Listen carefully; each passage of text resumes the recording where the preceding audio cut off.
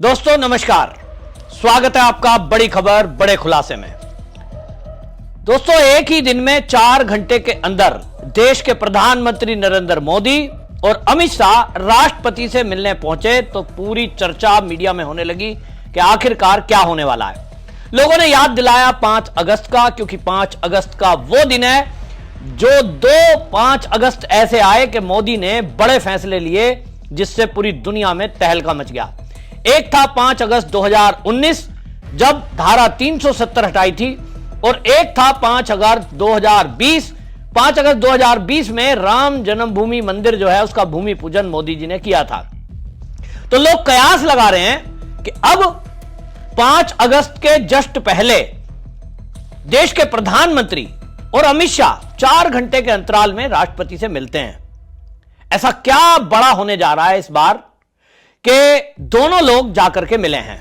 तो मैं इसका एनालिसिस आपको बताऊंगा। असल में पहले ही आपको बता दूं कि ये जो सरकार है इसमें मोदी और अमित शाह क्या सोचते हैं ये कोई अंदाजा नहीं लगा पाता है, लेकिन मेरे जो सोर्सेज हैं और जो हालात पिछले दिनों हुए हैं उसको देखते हुए जो देश की जरूरत है, देश हित में जो मुद्दे हैं जिनका निर्णय लिया जाना अभी कुछ दिनों में बिल्कुल जरूरी है, वो मुद्दे देखते हुए मुझे लगता है कि देश हित को ध्यान में रखते हुए अब कोई बड़ा फैसला संसद में होगा, क्योंकि संसद का सत्र चल रहा है। और यह भी एक इतिहास में पहली बार है कि यह 1 महीने का सत्र होगा। इतना लंबा सत्र 15 अगस्त के बाद जनरली सत्र चलता नहीं है, लेकिन इस बार पहली बार यह 15 अगस्त के बाद भी चलेगा।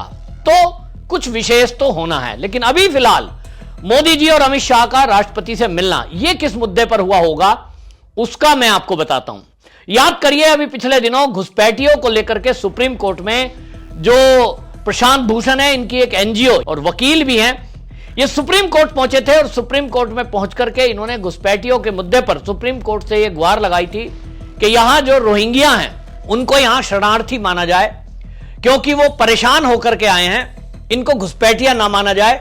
और क्योंकि वो शरणार्थी हैं फिर उनको बेसिक सुविधा जो चाहिए वो उनको देना चाहिए, उनके बच्चों की पढ़ाई, उनका स्वास्थ्य, उनको रहने खाने की सुविधा, और उनको जेल या डिटेंशन सेंटर के बजाय उनका यहां पर रहने का ठीक से इंतजाम होना चाहिए एक मानवता के नाते।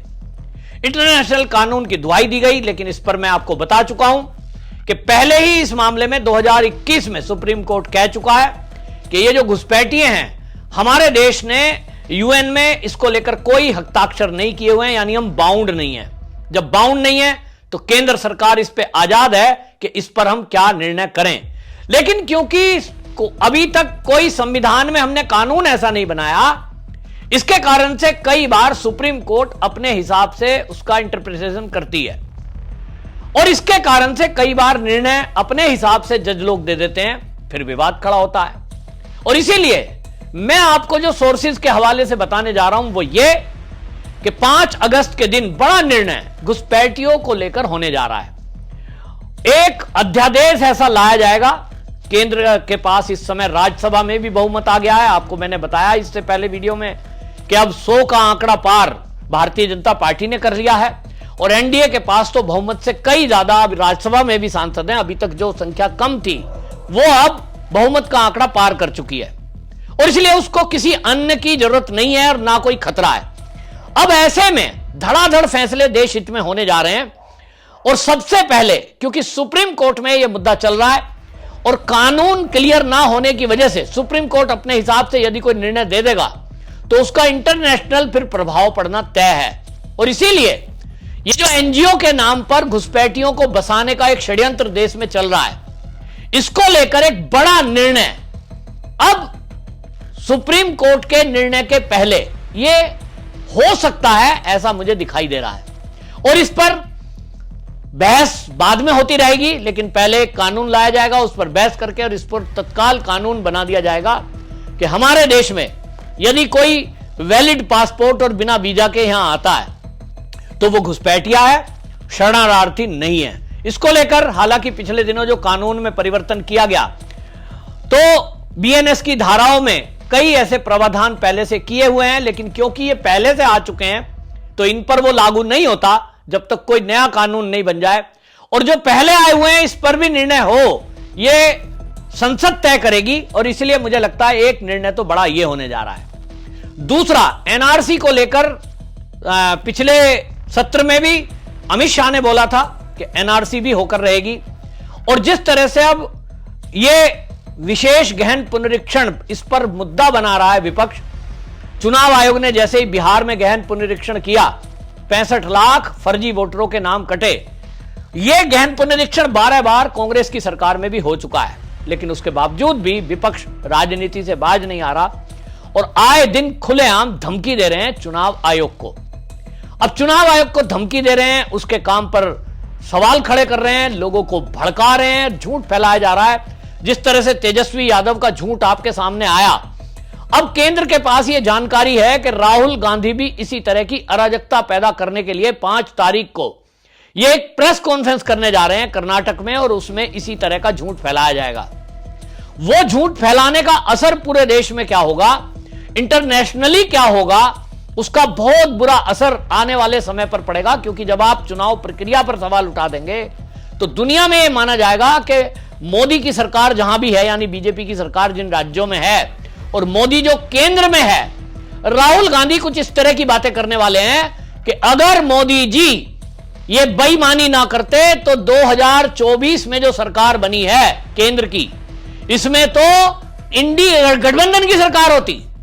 ये मेरे पास सोर्सेज के हवाले से खबर आई है कि वो केंद्र की मोदी सरकार को चुनौती देने जा रहे हैं और चुनाव आयोग की प्रक्रिया पर सवाल उठाकर राहुल गांधी इस सरकार को गिराने का सुप्रीम कोर्ट के जरिए कुछ षड्यंत्र कर सकते हैं, क्योंकि मामला सुप्रीम कोर्ट में लेके जाएंगे और फर्जी एविडेंस इकट्ठा करेंगे, जैसे कि पहले कई मामलों में हुआ है, और फिर यह दलील रखेंगे कि क्योंकि चुनाव आयोग बायस्ड है, 2024 में वोटर लिस्ट में छेड़छाड़ हुई, बड़े पैमाने पर गड़बड़ी की गई और इसीलिए हमारी 99 सीट रह गई, वरना हमारी तो 200 सीट आती, सरकार इंडी गठबंधन की होती, और इसीलिए इस सरकार को हटाओ, हमारी सरकार को लाओ। और उस समय में राष्ट्रपति के पास कंप्लेंट पहुंचेगी तो राष्ट्रपति का निर्णय महत्वपूर्ण हो जाता है, और देश के अंदर जो ये धरना प्रदर्शन करेंगे उसके नाम पर चुनाव आयोग के विरोध में ये अराजकता पैदा करने के लिए की जाएगी। ऐसे में झूठ फैलाने वाले नेताओं को जेल में डाला जाए, उसके क्या इंपैक्ट होंगे, ये सारी बातों का चर्चा हो चुकी है, और इस पर गृह मंत्री राष्ट्रपति जी को ब्रीफ करने के लिए इसीलिए गए कि ये लोग किस तरह से झूठ फैला रहे हैं। अब हम इन पर जब एक्शन लेंगे तो मुद्दा आपके पास आएगा और सुप्रीम कोर्ट में जाएगा, तो क्योंकि राष्ट्रपति सुप्रीम है वो इस पर निर्णय करेंगी। ये सारा डिस्कशन हुआ है। नंबर 3, मणिपुर को लेकर के बातचीत हुई है। मणिपुर में जिस तरह से हालात चल रहे हैं उसके लिए अब कानून बनाने की बात चल रही थी, वहां पर भी ध्यान दिया जाएगा, और जो चुनाव आयोग की शक्तियां हैं उसमें वृद्धि करने जा रहे हैं, क्योंकि चुनाव आयोग ने बिहार में जो काम किया है उसमें जरा भी गड़बड़ी नहीं है। विशेष गहन पुनरीक्षण में मरे हुए लोगों का नाम कटा है, ट्रांसफर हो गए उनका नाम कटा है, और जो घुसपैठिए थे उनके नाम कटे हैं, और उसको भी अपील करने का 1 महीने का समय मिला है। लेकिन उसके बावजूद भी विपक्ष उसको मुद्दा बनाकर संसद के दोनों सत्रों को चलने नहीं दे रहा है। देश का करोड़ों रुपया प्रतिदिन खर्च हो रहा है, और यह अराजकता का माहौल 2014 के बाद से हर सत्र में, चाहे वो मानसून सत्र हो, चाहे शीतकालीन सत्र हो, चाहे वो बजट सत्र हो, विपक्ष ने तय कर लिया कि मोदी को काम नहीं करने देंगे, और कोई भी संसद का सत्र चले हम कोई कानून बनने नहीं देंगे। ऐसी स्थिति में एक ही रास्ता बचता है, सीआईएसएफ को अनुमति दी जा चुकी है संसद के अंदर। जिस तरह की बदतमीजी कोई सांसद करेगा उसको उठाकर बाहर फेंकने के लिए उसका भी विरोध हो रहा है, तो उस पर भी राष्ट्रपति जी की मोहर लगना जरूरी था। इस सब मुद्दों पर बात हुई है कि अब जो संसद के अंदर हल्ला गुल्ला करेगा उसको उठा करके बाहर फेंक दिया जाएगा, और इस काम में केंद्रीय सुरक्षा बल ये मदद करेंगे। अभी तक मार्शल होते थे, रिक्वेस्ट करके ले जाते थे, चलिए साहब बाहर चलिए, आपको बाहर करने का आदेश पीठ से हुआ है। अभी ये रिक्वेस्ट नहीं चलेगी। अब सरकार इस मूड में है कि जो भी संसद के अंदर हल्ला गुल्ला करेगा वो तत्काल निष्कासित किया जाएगा, और केंद्रीय सुरक्षा बलों की नियुक्ति कर दी गई है। उसके बाद इनको उठा उठा के बाहर फेंका जाएगा। सरकार को देश हित के मुद्दों पर जो न्याय बनाना है, कानून बनाना है और फैसले करने हैं, अब वो सख्ती के साथ करेगी। जिसमें मैंने आपको बता दिया गहन पुनरीक्षण, चुनाव आयोग को अधिक शक्तियां देना, घुसपैठियों पर प्रहार करना, और तीसरा देश के अंदर लॉ एंड ऑर्डर की सिचुएशन और झूठ बोलकर अराजकता पैदा करने वाले नेताओं पर कड़ी कार्रवाई करना, जिसमें राहुल गांधी का नंबर सबसे पहले आने वाला है। तो राहुल गांधी ने जिस तरह से चुनाव आयोग को धमकी दी है, अब इसके खिलाफ एक्शन होगा तो पूरे देश में ये बवाल मचाएंगे, और यही ये कांग्रेस चाहती है।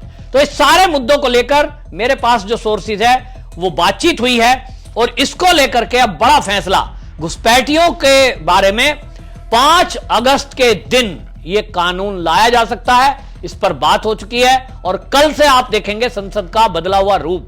जो मैंने बताया आपको कि जो भी हल्ला गुल्ला करेंगे उसे आउट कर दिया जाएगा, और केंद्रीय सुरक्षा बलों को नियुक्ति की अनुमति मिल चुकी है, और इस पर अब कड़ा फैसला होगा। ये जो विपक्ष के हल्ला गुल्ला झूठ बोल करके करते हैं, करोड़ों रुपए देश का बर्बाद होता है। दूसरा, अमेरिका से जो डील की बात चल रही है उसमें भी झूठ फैलाया जा रहा है, उस पर भी ब्रीफिंग देश की राष्ट्रपति को दोनों लोगों ने दी है। सरकार के एंगल से प्रधानमंत्री मोदी की तरफ से राष्ट्रपति जी को ब्रीफ किया गया है। लॉ एंड ऑर्डर की सिचुएशन की स्थिति पर, कानून की स्थिति पर अमित शाह की तरफ से ब्रीफिंग की गई है, ऐसा सूत्रों के हवाले से खबर है। आपको क्या लगता है? आप अपनी राय कमेंट में लिखें, वीडियो को शेयर करें। वंदे मातरम।